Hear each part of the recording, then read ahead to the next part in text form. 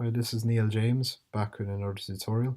This tutorial I'll be showing you how to get dark mode on the YouTube application on Android. So first thing you'll want to do is go to the top right hand corner, which shows your profile image. So you're just going to select that. So I'm going to select that now and go into settings, then click general, and then on the second drop down you're just going to select dark theme. So I'm just going to select that now, and that's basically how you get your YouTube application into dark mode. So this works for all the tiles and also works for trending. I'm just going to show you a bonus tip here. So how to stop the autoplay on the videos. So you're just going to go into your account again, go into settings and click autoplay.